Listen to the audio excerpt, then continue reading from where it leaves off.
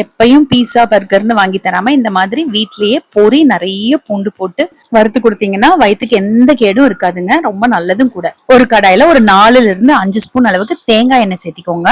எண்ணெய் காஞ்சதுமே கடுகு சேர்த்திக்கோங்க. நல்லா ஒரு கட்டி பூண்டு ஃபுல்லாவே தோலோடவே நீங்க இடிச்சிட்டு அந்த தோலெல்லாம் எடுத்துக்கலாம்.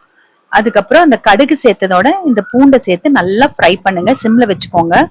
அடி கனமான கடாயா இருந்ததுன்னா கொஞ்சம் லேட் ஆகும், இல்லைன்னா டக்குன்னு கரிஞ்சிருங்க. கொஞ்சம் வறுத்து விட்டுட்டே இருக்கணும். பூண்டு நல்லா ப்ரௌனா மாறினதுக்கு அப்புறமா நல்லா ஒரு கைப்பிடி அளவுக்கு கருவேப்பிலை கழுவிட்டு தொடச்சி எடுத்து வச்சிருக்கேன், அதை சேர்த்திக்கிறேன்.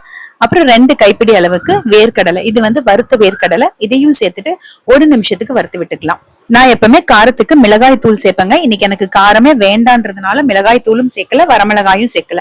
நீங்க ஒரு 1/4 ஸ்பூன் அளவுக்கு மிளகாய் தூள் சேர்த்துக்கோங்க, இல்லைன்னா 4 வரமிளகாய் சேர்த்துக்கோங்க.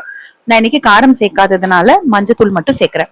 வேர்க்கடலையோட அளவு நம்ம விருப்பம் தாங்க. இது கூடவே ஒரு கைப்பிடி அளவுக்கு பொட்டுக்கடலையும் சேர்த்துட்டு சிம்ல வச்சுட்டு நல்லா வறுத்துக்கலாம். ரெண்டுமே ஒவ்வொரு நிமிஷம் வறுத்தா போதுங்க, ஏன்னா இது ஏற்கனவே வறுத்ததுதான். இப்போ இது கூட ஒரு அரைப்படி அளவுக்கு பொரி சேர்க்கிறேங்க. இப்ப அரைப்படிக்கான அளவு தான் எல்லாமே சொல்லியிருக்கேன்.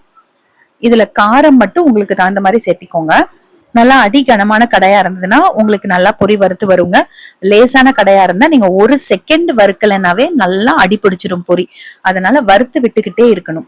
நல்லா அடுப்பை கம்ப்ளீட்டா சிம் பண்ணிட்டு வறுத்து விட்டுக்கிட்டே இருந்தீங்கன்னா எல்லாமே அந்த பொரியில கலந்து வந்துருங்க. அந்த கலர் சேஞ்ச் ஆகுறது தெரியும், ஏன்னா நம்ம மஞ்சத்தூள் போட்டிருக்கோம்.